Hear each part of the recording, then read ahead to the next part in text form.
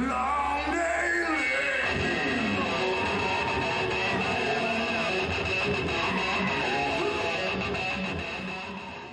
Hey, what's going on, everybody? Jason Bascom, Unhinged Entertainment. What are we drawing tonight?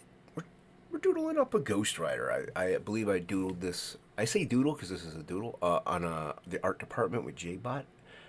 Just I didn't know what I was going to work on. I just grabbed the comic backing board, flipped it so it's not on the glossy side. And then started drawing. I drew Ghost Rider. I did that because I can do a skull pretty quickly in my head. I like to draw skulls differently, though, from time to time. And he's fun to do, and it's something that can free flow pretty easily because I didn't lay this out. The free flow drawings are just straight pen to paper. Like, there's no layout, there's no nothing. I draw. Go. And it's not, I do tend to go, if it's something quick like this. This only was like, we were live for 50. I drew this for 50 minutes, I think, but I know I spent quite a bit of time looking up reference for some things, stuff like that. So, also talking, but so it really didn't take me all that long. And when it comes to a quick piece, I kind of want something that's familiar.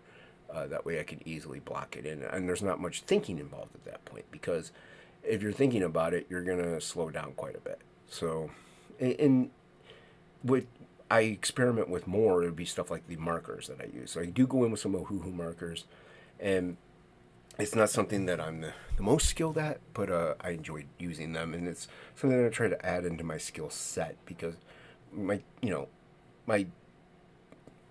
style hasn't changed. It's late. What do you want?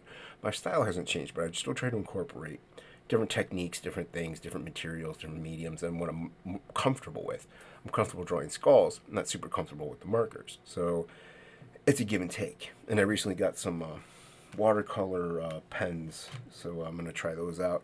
I think it's important to expand your skill set and to try new things when experimenting with artwork, music, even in life. But it's also important to know your self-worth, because you got to know yourself.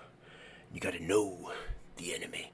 No, there are no enemies. Come on now. No, but you kind of have to have a little bit of a it's important to have a sense of self-awareness and know where you're at in life itself, the journey of it.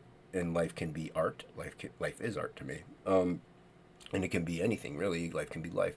But it's important to take a minute sometimes to absorb things and know where you are, where you stand, and gather something of yourself. Because people are going to come at you and get you down.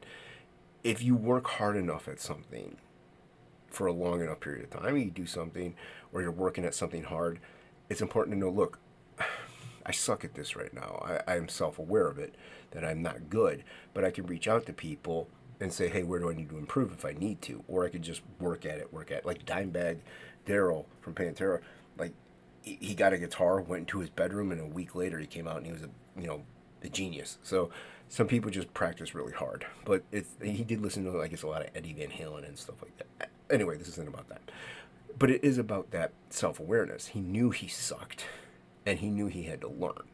So yeah, so it isn't, I try to look at new things, sometimes like artists that aren't always in my wheelhouse, but something that I can maybe learn from. Just because my style is a little out there doesn't mean I can't learn from somebody who has a cleaner, more precise style.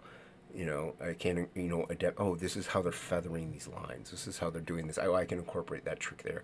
Oh, I see how they're blending these colors around. Like, look at YouTube videos. But it's important to know that these are the things you need to work on. It's not that you suck.